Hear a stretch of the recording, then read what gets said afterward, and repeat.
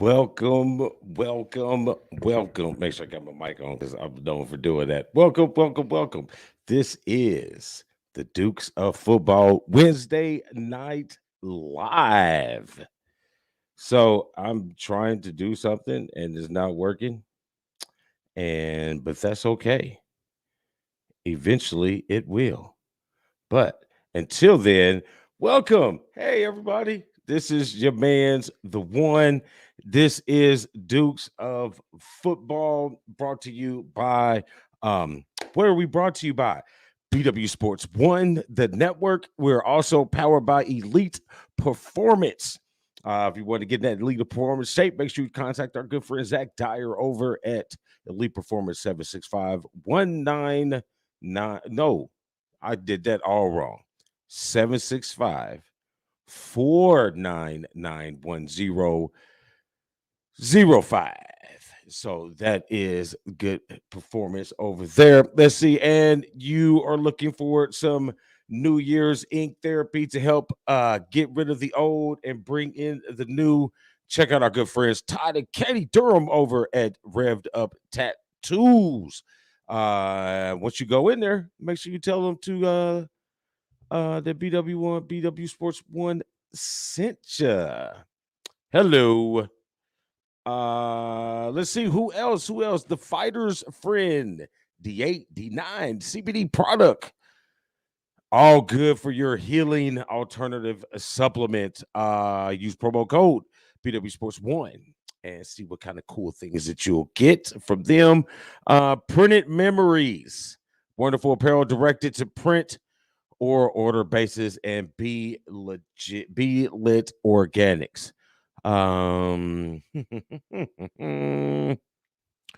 Okay, let's see. Oh yeah, Rogue Energy. RogueEnergy.com, BW Sports One. Again, promo code. Check out all these promo codes that we got for you because you get some cool things off. I think Rogue Energy is like 10% off your purchase. I have not yet got my order in at the Finder's Friend, so I'm not quite sure what my cool thing is going to be. It says once you go in there, it'll tell you what your cool thing is going to be. So yeah, still not working, and I don't know why, but it's okay. I'm good with that. But so here we go. Again, like I said, this is a Dukes of Football, and this is episode 34. The NCAA, we have an NCAA chant. And then it is, first week of the playoffs for NFL. It's wild card week. So let's get comfortable. Let's get back. Let's look at the one, sport his Pittsburgh Steelers. Get up. Michigan Big Ten rag towel is not coming down anytime soon. Eventually, it is going to be hung up on some of this thing back here, all the little gizmo we got going on in the office.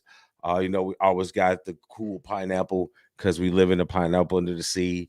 And over here, obviously, the Corbel Girls varsity basketball program, team schedule, so all that good stuff. So let's see. Great week of football. We had the national championship, which we're going to talk about here in a second. We had week 18 of the NFL season. We know how that went for some teams, and we know how that went for other teams.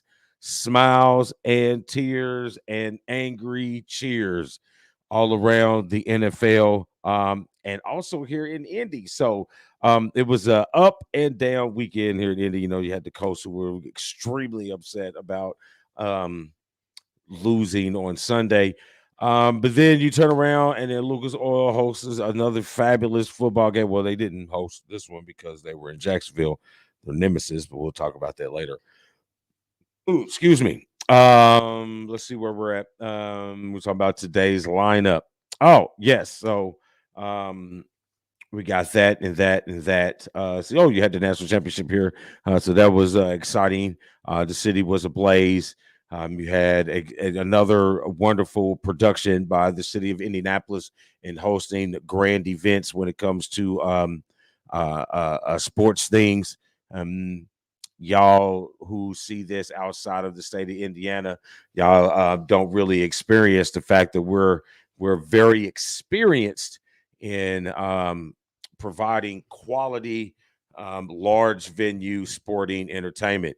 You guys tend to forget that we do have a event that we host every single year for the last 100 or so odd years, where we bring in about a quarter to a half a million people for a 2-week span. So, which is the Indianapolis 500. So, there are events here that we can do. We experienced it again last year during the COVID shutdown when the NCAA put the whole men's tournament here in Indiana. Again, we put on the whole thing that, we had 64 teams here in the state, and we did it like we always do. So, again, you saw if you watched the national championship game, you saw that it was a pretty spectacular type of thingy-majig going on. I got it. I win. Apparently not, because that is not what I did. But anyway, so we're going to get on into it. Let's see here. So we're going to start with my bookie NCAA may have came chatter 50% deposit match up to $1,000 and a free $10 bet at mybookie.ag. So go ahead and hit those guys up. That website, use our promo code, get the deals, win the money, win the cash. Holler back at us and say, we did it, son. We did it. The one. All right. So here we go. Let's get into it. First up, we got the obviously there's no first up. This is the only thing we got. We do got something else, but we get. Let me follow my notes. Yeah, I got too many things going on at once, buddy.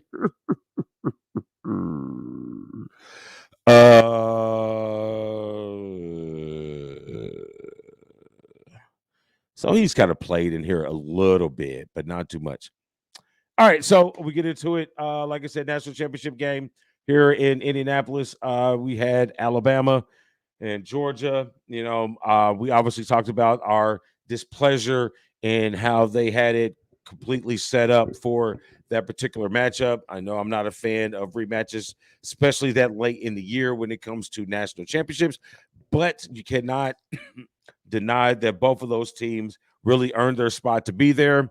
The other two teams, Michigan and Cincinnati, had an opportunity. They just destroyed that opportunity quick, fast, in a hurry. So those are the two teams you had. It was a pretty good game, despite what the score was at the end of the game. I think what was it right here? 33-18. The score for the game was not really how the game was going. There was the pick six at the end of the game, and the quick 14, 21-10 point score at the end of the game for Georgia. It was like the whole first half of the game, it was kind of what we expected, a defensive struggle, a couple big plays here and there, but most of the time, it was, good plays by the defense. Georgia's defense was looking a little better. We was getting field goals here and there, but it was a good defensive game. I think at one point where you could see where the game started and the momentum started to switch towards the Georgia side is when Alabama's number one receiver had went out for the game with the nasty knee injury. If I don't know if you follow or not on the Facebook or Twitter feed, I did say something about that because it looked nasty. They tried to say that he had an opportunity to come back in the game, but I could see how that thing twisted and shifted and moved that was not happening. They already had their other big time wide receiver not playing at all. So you take out two of your biggest weapons on the offensive end. That also plays into Georgia's dominance on defense when it comes to the run, because it kind of puts you in that situation where you had to do that. So Georgia made the plays. Great job for the walk-on who just wanted to play at Georgia, wouldn't leave, do anything, stayed his time, got his shot. Everybody doubted him all year, kept saying, why we're not going to put in this other guy, why we put in this prototype. Kind of the same talk that you was hearing at Michigan, where you had Cade and then you had JJ behind him. You got the supreme talent who obviously is going to lead Michigan into and also lead Georgia likewise into the future with what they do at the quarterback position. But right now, there's no point in giving away the guy who is being steady. Guys who don't turn over the ball, make the right plays, and make the right decisions IQ-wise on the football field. So great job, Georgia, on winning a national championship. And yes, as I see the note on here, Georgia with like blah blah blah. The the note that I see on here, Dan and I both called Georgia at the beginning of the year. So look like we actually know something. I think it's the first time, Dan, that we actually picked the national the actual winner. I think this is the first time that we picked the winner at the beginning of the year. I'd have to go back and check in the archives. By the way, if you want to check out the archives, pretty much all of our shows that we have ever done for football is on our YouTube channel.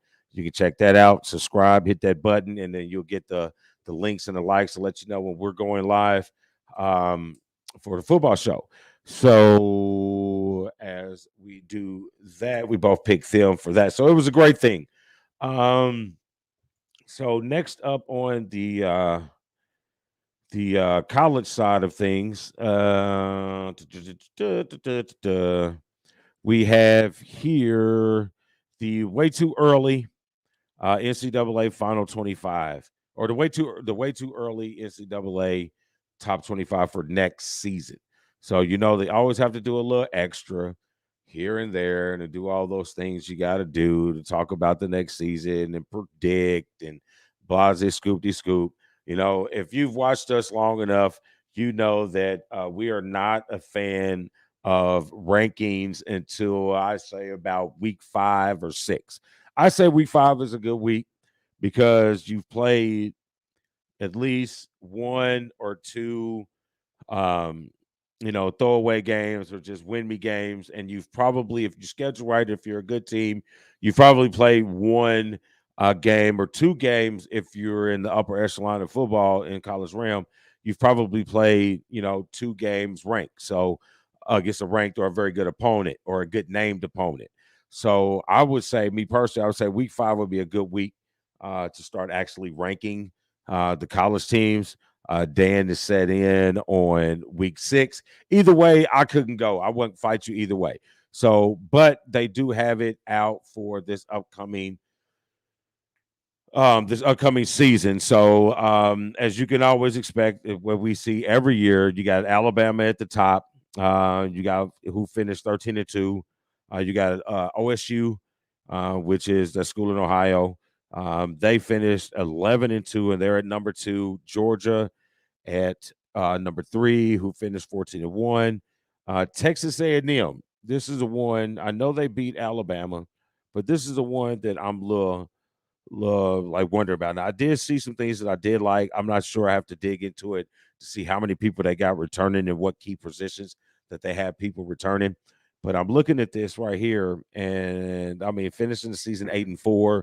I mean, you didn't even come out to play either one of the playing the SEC championship, or I don't even think they had an opportunity to. So, but obviously, I do this, because I like to talk about sports, and the people who pick the shit, they get paid. So they obviously have some inside information that the one does not have. But if you guys weren't paying attention, or if you guys did notice last night, we debuted Checkers and Wreckers, and I'm sure our new co-host of the Awesome Racing Show that we have, The Source, is going to have some info for me when it comes to these all college football scenarios. So following that, number 5, you got Michigan, who finished at 12-2. See, Notre Dame comes up at 6, 11-2. Utah 7, 10-4.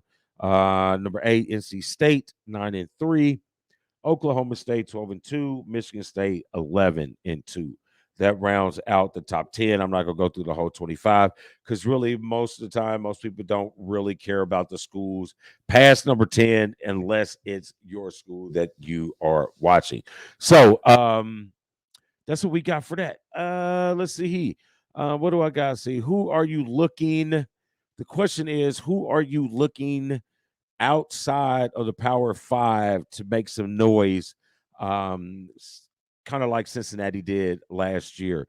Outside the Power Five, I like BYU.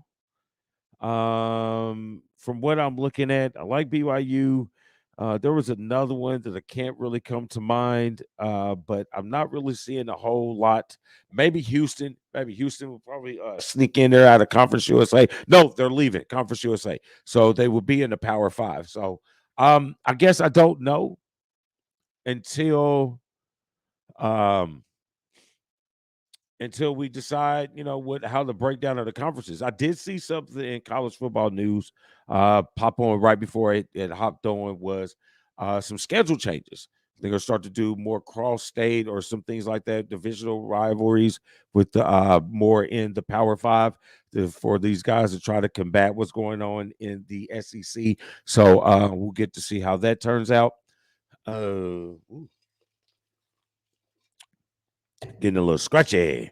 So, so yeah, I'm gonna have to reserve on that. Maybe we'll dig into that when we do some of our off-path shows in the off season, in the summer season, waiting for the start of football season once again.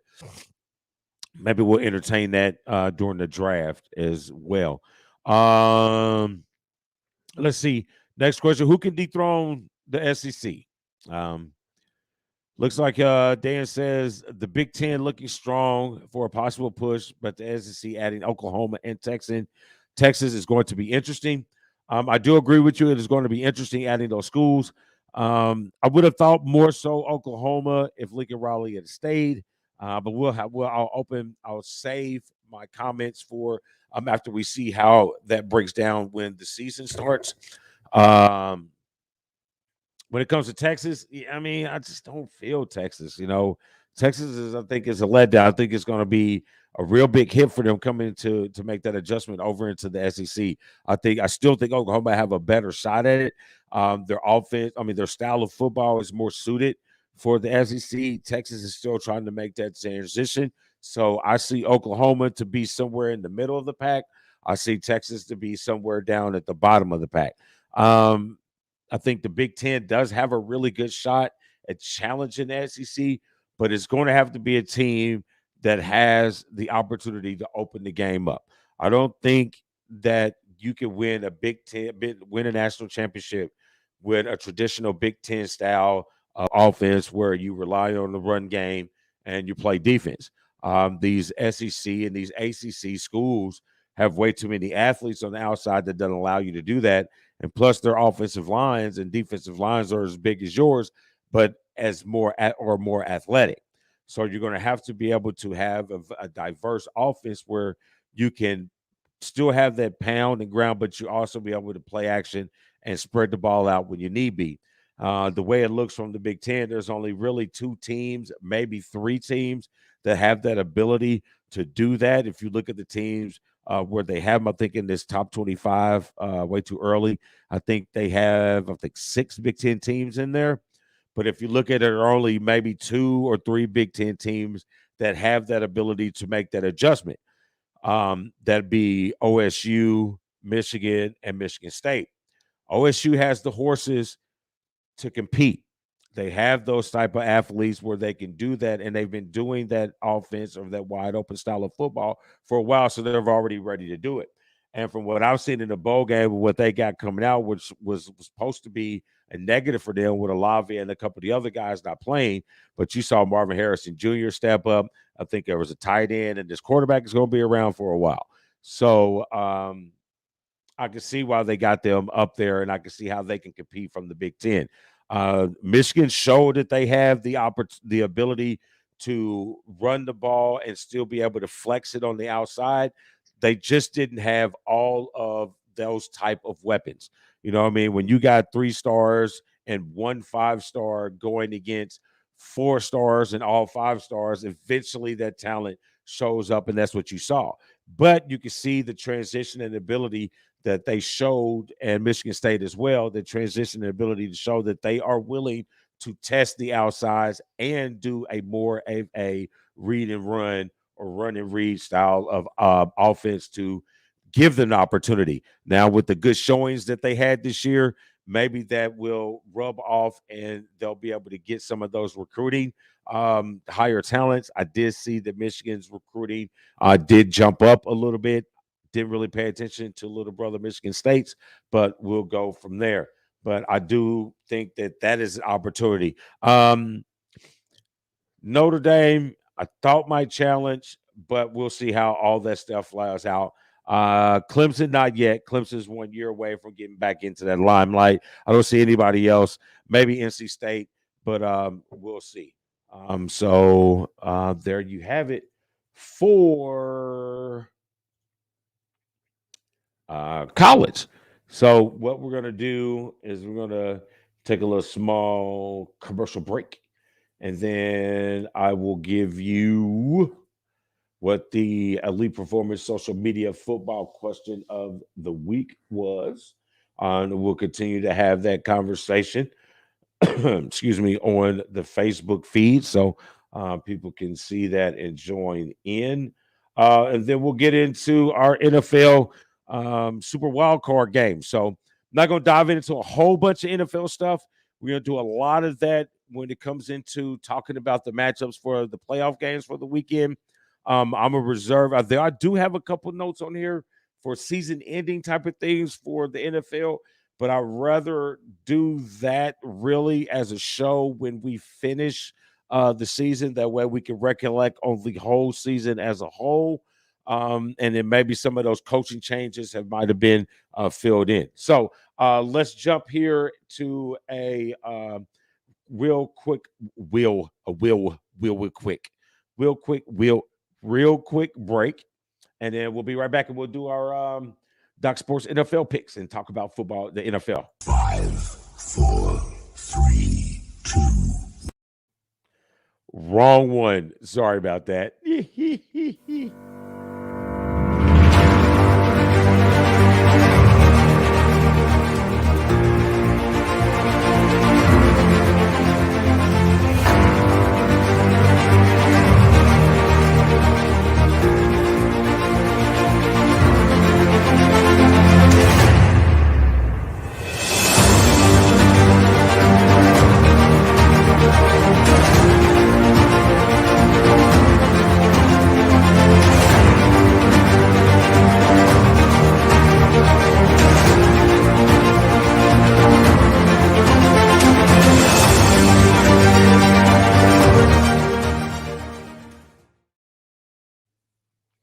Welcome back. Commercial break over with. Looks like we got some comments on the YouTube. Foreign, I don't know. You can't spam us. We're poor, broke. I don't know, but if you're watching, I have no idea what you're saying. But hey, you're the man. Way to go. Thanks for tuning in outside of the continental United States. Now, I can't be a real asshole about it because I know if you listen to the audio streams throughout the podcast network, through podcast outlets, through the SoundCloud system, we do. If you do see that, we do get quite a bit of listeners from outside of the country. You know, we have a nice European following, so that's pretty cool. I do know we have about maybe 6 or 7 consistent listeners over in the UK, so that excites me a lot because I cannot wait till I get my opportunity to go across the pond, and I'm going to get it. I feel in the next 3 to 5 years, I think I'm going to be over in the pond. And if you don't think that I'm going to wear suits and little funny hats the whole time that I'm there, you have thought wrong. But anyway, let's get back to the football conversation. So here we go. Inside the NFL Cooler, brought to you by Circle Center Cryogenics. We freeze just about anything but people. So please don't call them and be like, can you freeze my husband because he got, fourth cancer and we want to keep you around until they can save it. No, that's not what they do. They make some of your mechanical parts last longer and perform better. So hit him up. Brian over there, he'll take really, really, really, really, really good care of you. So now that takes us on to we can't have week 18 because there is no power rankings for that. All right, so we were supposed to be talking about stuff. There we go. That was supposed to be what you're looking at. So we moved down here. Oh, no, I'm sorry. Back up. We'll do that again. I'm supposed to give you this, the Elite Performance Social Media Football Question of the Week, brought to you by Elite Performance, where performance is done elitely. I'm still working on that one. I'm gonna have something fly for you guys for Elite Performance. But the social media question that we posed, I think I put it out yesterday. We had a good dialect yesterday on the social media question. I like to see a little more because it's for the whole week. We'll talk about it on there, but I'll mention it right now. And this it kind of generates a lot for the local people. So with the Colts out of the playoff race, Tom Brady and Aaron Rodgers still playing. Does Jonathan Taylor have a shot at the NFL MVP? Remember, it is a regular season award. But I say that to say this. I feel that if the Colts would have made the playoffs, handled their business in Jacksonville, which seems to be a huge nemesis for the Colts organization, as having to win on the road in Jacksonville to get into the playoffs. I think this might be the third or fourth time that they've lost when it had something to matter when it comes to the playoffs. So if they'd have handled their business and won, and they had two opportunities, they had 2 weeks that they could have clinched and put, my guys right out of the playoffs, but they didn't do it. And you can have so many blames. I don't think Jonathan Taylor was to blame, but he is going to suffer the most of this because of what his opportunity he did not have. But I feel if they won the game, he would have had still been in a conversation for the MVP. But I think you can't be in that conversation if your team doesn't make the playoffs. I said it on the feed. This is not the MLB where Major League Baseball, where the MVP can be on a team that does not make the playoffs. I mean, I don't. When was the last time? I mean, I know some baseball people are going to correct me, but I'm sure when was the last time MVP was actually a playoff team? I know the American League, it's been a while because last year was Otani, right? Angels did make the playoffs. I think the year before that was Mike Trout. Angels did make the playoffs. I think the year before that was Mike Trout. Angels did make the playoffs. And I think it was a couple Brewers that had it and didn't do it. You know what I mean? So I will say football does have it that way. The NBA has it that way. You're not going to win the MVP if your team doesn't make the playoffs. Point blank and serious, and point blank and period. And I don't feel that you should be in the MVP conversation if your team doesn't make the playoffs. I mean, you got to at least make the playoffs. But you can't deny that he has a 2,000-yard season. You can't deny that he did lead the league in rushing. You can't deny that he was the youngest 2,000-yard rusher in NFL history. All is said and great and done. Did make the playoffs. And that's why I reference the fact that he is going to suffer the most from the rest of his team, Carson Wentz, not being able to show up in big-time moments. There you have it. And I'm not going to sit here and just bash the Colts. Not going to do it. Dan and I said at the beginning of the year, this team had the pieces and the potential to be a playoff team and a title contending team, but it's all going to come down to the play of Carson Wentz. And what did Dan and I say? It came right down to it. This is the other thing that we got right, Dan, is this debacle. You know what I'm saying? You was ready to have him out of Philly. Ooh, Philly made the playoffs, by the way. And we wanted to see how it went. And it was a failed mistake. I'd have rather had to see Phillip Rivers stay than Carson Wentz come into Indy. So we're going to see what moves that they're going to make. Is the Mr. Irsay here, has been clean of his pills for a while. So he says that there's going to be some changes. Guys, things got to change. So he wants to put a winning product out on the field for the state of Indy. He said we deserve that. And I kind of believe him because he's made moves and he's won before. So we'll see. Will Frank and Carson stay? Will they leave? What changes are going to be made? Meant to see what Mr. Irsay does. So by saying that, thank you, Colts. Appreciate your generosity. because my Steelers is in the playoffs. Biz last year, no losing seasons ever in his career. I don't even want to talk about it. If you follow me, you just saw the post that I put up. I'm gonna share it from my page over to the BW Sports One. Don't know why I didn't do it the first time. Probably because I was doing 9 things at once and I just put it on the wrong page. So I'm gonna share it over the other one. I'm not going to list all his stats, I mean, all the greatness, all the Hall of Fame things he's got going on. We're going to, minus the motorcycle, minus the aggressive dating practices used in Vegas at a time or two. Regardless of that, what I mean? The guy's a Hall of Fame quarterback, and I appreciate the coach for allowing my guys to stay in there and do what we might and might not be able to do this wild card weekend. Appreciate you. Appreciate you much. So we moving on.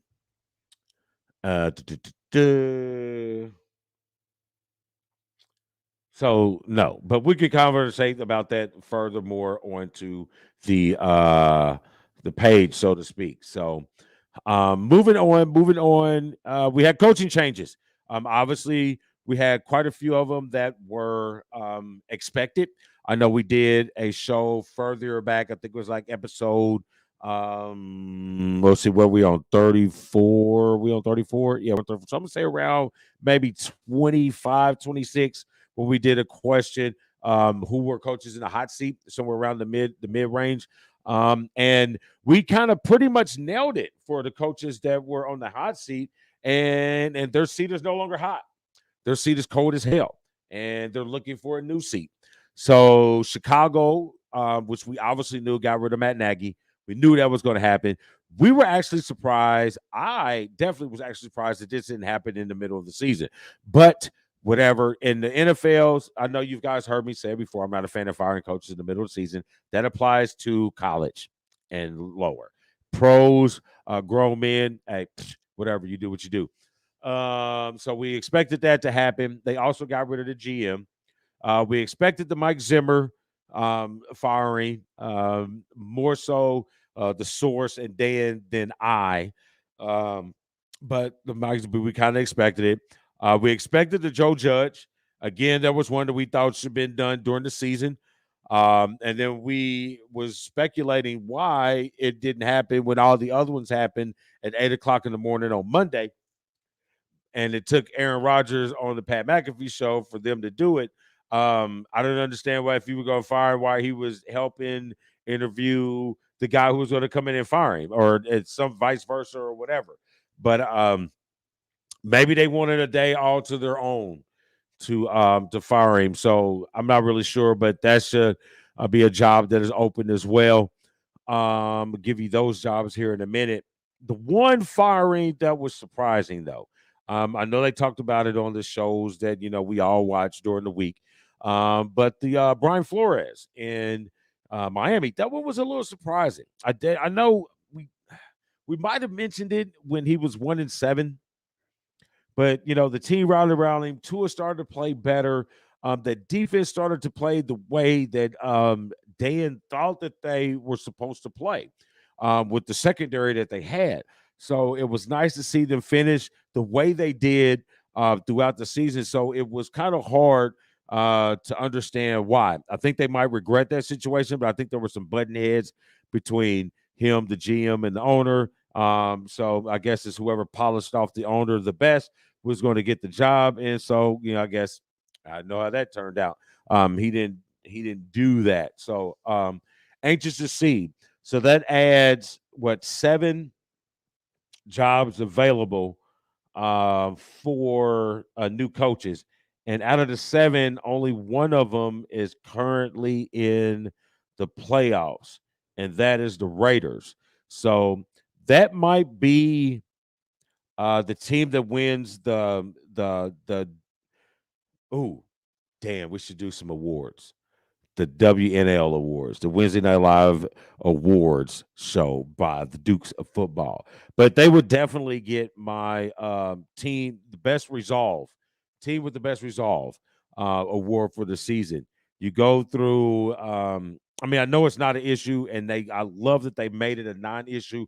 But a question came up every once in a while, about the offensive or the player who was openly gay, the first one in the NFL. So that was I don't want to say an issue, but it was a topic.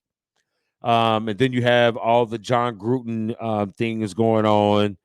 But then you had the receiver who kills the lady and the drunken driver, and he has to sit there and listen to, the agonizing screams of the lady dying in the fire because the fire department moved a little slow. Not their fault. You should have been driving drunk. And then you had another receiver with another DUI issue. So there's been a lot going on around the Raiders, but yet they rally and they still make the playoffs. So I like the resolve around that team, but don't know how long they're going to last. But so they would definitely get my resolve team. So the teams that you got open for new coaches is Denver, the Bears, we talked about, the Dolphins, the Raiders, the Vikings, the Giants, and the Jacksonville Jaguars. So we got some all pretty good jobs. I know Jacksonville is still a good job looking at it because you got a good talent in Trevor Lawrence and Travis Etienne.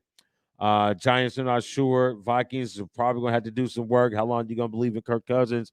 Bears should be a pretty appetizing job. Dolphins is going to have some issues to get done. Raiders is going to be an appetizing job. In Denver underscore is going to be a really good job to have. So those are our coaching, head coaches, dismissals, and things going up. I had some like this, but I think I'm gonna wait for this. The biggest disappointment and the biggest surprise for the season and what we expect in the offseason. I think we're gonna do that when we do our season end show after the season. So we'll take care of that. So let's go ahead and jump into our games. So we got the Doc Sports NFL picks of the week. Brought to you by Doc Sports. Text BW Sports 1229022 for your free $60 in picks. All right, so let's take care of this because I think I got some Pacers, and I think we got a good matchup tonight, but that's way after the show. I think we got the Bulls and the Nets. We get to see, we're supposed to see the big three. Kyrie is not playing in the game, is not in Brooklyn or in New York, so he has opportunity. So there you go. Doc Sports picks a game one. So we got our Saturday games. Excuse me. First game on Saturday. You got so this game is on NBC 4:30 tip-off. You got the Raiders at 10-7 at the Bengals 10-7. The line right now, this one is -5.5. Cincy over under is 49. Obviously, these are going to change as we get closer to game time. So obviously, I will update these picks once I post them for those particular days. Let's see. So that game is going to be good. You got the Raiders we talked about earlier, and Cincinnati, who is a team I think a lot of teams don't want to play because of the excitement and the no fear factor with their young quarterback and Joe Burrows. The connection that he has with Ja'Marr Chase is exceptional. The Joe Mixon factor is looking really, really, really good. So I'm expecting to see some really good football from this game. I think it's going to be tough for the Raiders. The late game and a quick turnaround coming to cross country. But that's why you got to do what you got to do in the regular season, so these opportunities don't come at you. Let's see here. Coach Mike Tomlin, how many watts does it take to win a Super Bowl? I'd like for it to be one because the other watt doesn't get used.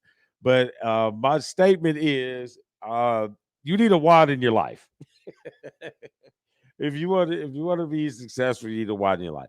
TJ Watt is probably one of the main reasons why the Steelers are in the position that they are, because he is able to muddy up a football game to allow them short field opportunities where the 5 and out for Ben Roethlisberger can be effective. You know what I'm saying? So giving them a short field doesn't make them have to go 80 yards with a subjective running game and a unmovable statue behind a very green, wet behind the ear offensive line. So that is my take on that. So we go back to this game. Yeah, I like Cincinnati in this game. 31-17. I think they're going to be pretty dominant. I think they're going to sling the ball around. Joe Burrow's getting very well at hitting up the middle field with his tight end, which allows him that one-on-one on the outside with Ja'Marr Chase. Like I said, Joe Mixon is handling, getting 3 to 4 yards a carry. So I think Cincinnati they're going to get past this round. After that, I'm not really quite sure. But I think they get past the Raiders. And like I said, I'm going 31-17. So next game up, this is the 8-15 game on Saturday, CBS. The line right now, like I said, the line is going to change. It's 4 for Buffalo. 44 is the over-under. I'm sure it's going to change by the time we get to the games on Saturday. This one, we've seen this matchup twice already.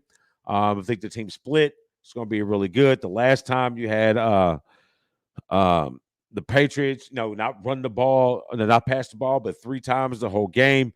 I think that strategy is probably not going to work this time, but the weather is supposed to be shit. So we'll see how that goes. When you got weather like that, the more effective way is to run the ball. So, and we already know Buffalo hates to run the ball. I do not know why. So I don't know about this one, but I'm going to stick with the horses because they got more horses that are available to score in many different ways. So I'm going to go with the Bills in this one, 24-14. I think they're going to handle that. I think Mac Jones. This is playoff basketball. This is playoff football. I mean, so it'll be a lot different, going through the CFP. You know what I mean? So I just see how this falls out. I think, but I like the Bills in this game, 24-14. So we move over to one. This one's interesting. I think this game is going to all play out. We got the Eagles traveling to the Bucks. This is the Sunday game. This is the first Sunday game, the 1:00 game on Fox. I think it all depends on the health of Jalen Hurts. The Eagles right now have the number 1 rushing attack when it comes to the NFL with all-purpose rushing yards because of the quarterback and the running backs. I think they're number 1 in the NFL right now. But the ability to do that and to maintain that is the health of Jalen Hurts. So we'll see how that goes. So I would like to reserve my pick to them, but obviously I know I cannot. We'll pick it today. But the way that run defense looks with the Tampa Bay Bucks and how strong that the Philadelphia Eagles run the ball, I know the Bucks did get a key person back or 2 key people back on defense that can help out with that run. Not sure if it will or not. I'm not sure the run will be enough or not because it's hard to bet against Brady in any scenario situation right now because, I mean, you've seen it, it's proven it is done. So, and he's not playing against Eli, so we don't have to worry about that. But I think Philly is going to make it interesting. I think they're going to compete, and I think they're going to challenge them. As we can see, the Bucks did win games late, but they struggled in these games late, especially when teams hit them hard with the run. And I think Philly's going to hit them hard with the run. But in all, I think the Bucks are going to pull it out. Ooh, Dan dropped his picks. I see them now. I see that. I feel that the Bucks are going to pull it out. In the end, 24-20. So we'll go back. Let's see the Raiders. Let's go back up. I'll give you his picks too. Looks like the Raiders-Bengals game. Dan went Bengals 24-20. He feels it's going to be a little closer game. He's giving that resolve I talked about with the Raiders. Looks like he's giving them a little more I could say. See, back to that Patriots-Bills game. He went Patriots 27-23. I like it. And then obviously this first game, he is not going to go against his team. He put it in all caps. That's hilarious. Eagles 31-27. He thinks they're going to pull the upset. I really wanted to think that this game was going to be the upset. I had it in my mind to pick it, but I really have a lot of questions on the health and how healthy he will be. I know he's not going to not play. Hurts is not going to not play, but how effective is he's going to be is going to be my determining factor on that. But as of right now, I'm going to stick with the Bucks at 24 20. So we move to our second game of Sunday, which is the 49ers and the Cowboys. All righty here. So Cowboys won games late, struggled, against good opponents. I think they were 1-1 against good opponents, maybe 1-2 against good opponents. They beat up on a lot of inferior opponents in the NFC East. But they got a challenge. They got a real challenge here with the 49ers who've been playing good football as of late, won some pretty big games to get themselves in. The scary thing is about this one is which Garoppolo we're going to get. Are we going to get the good one or are we going to get the one who is, the reason why, he's been subject to a lot of trade rumors and things like that over the past 2 seasons. So I think this is going to be a really good game. 49ers are a hard matchup for a lot of teams in the NFL because the way that they run the ball and spread the ball around the way that they do, and that defense is coming together. All the pieces are healthy, and they're very, very difficult to score on. Flip side, this is almost a must-win playoff game for the Cowboys because it's going to be repeating a scenario that we've had over the last, 2 decades. Good Cowboy teams, but they can't either make the playoffs or win a playoff game. So it's a good showing. The defense, the defense has carried this team. Is the defense going to be able to carry them through what challenges that this difficult 49er team brings to the table? This is a game that's going to define Dak Prescott, I believe. The better Dak plays, I think the better chances that they have to win. Dak Prescott, Pollard. That's your formula. Dak Prescott, Pollard, Micah Parsons, and Diggs on defense. That's your formula if you want to be able to take out the 49ers. Let's see. Dan in this game, he took the 49ers 20-18. I like that pick. I like it a lot because just like back in 94, when I was a member of the Paris Junior College basketball team, and the 49ers were playing the Dallas Cowboys in the playoffs with the triplets, there was no way that I was going to cheer for the Cowboys, and I didn't have a Steeler or anything like that, so I had to pick a team.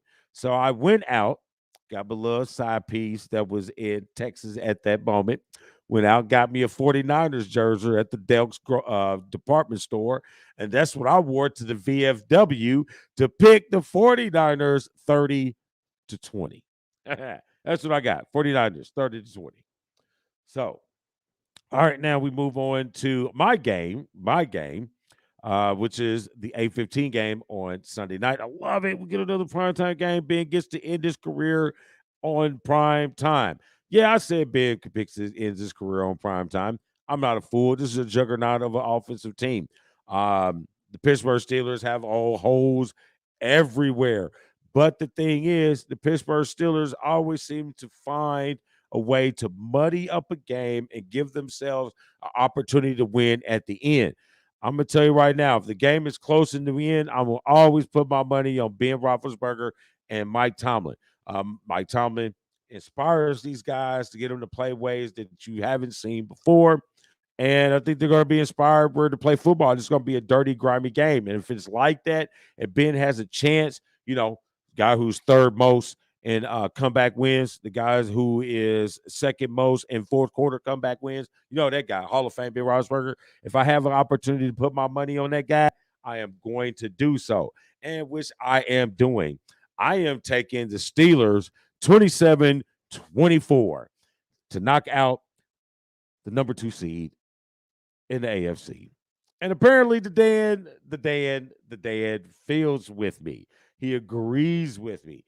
He is taking the Steelers 23-21. So he is going the same way that I'm going, with a late drive by Ben Roethlisberger and a field goal by who will become the final remaining bee of the Killer Bees, Boswell, for the win. Yes. That's my Jackson voice. But anyway, so there we have it. We both picked the Steelers in field goal fashion.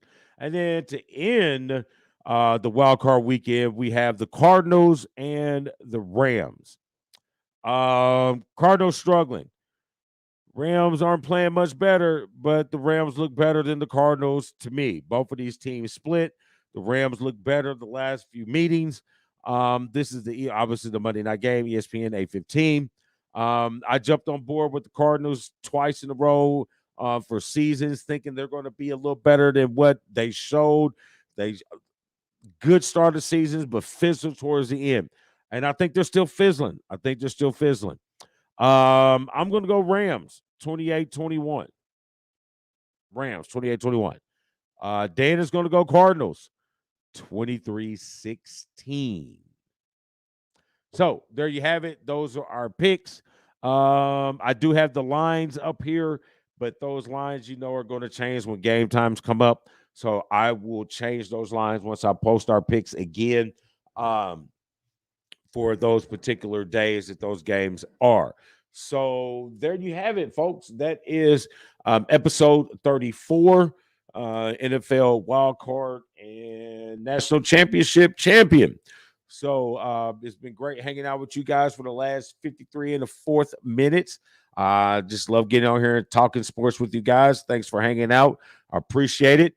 But make sure you check some of our other shows that we got going on.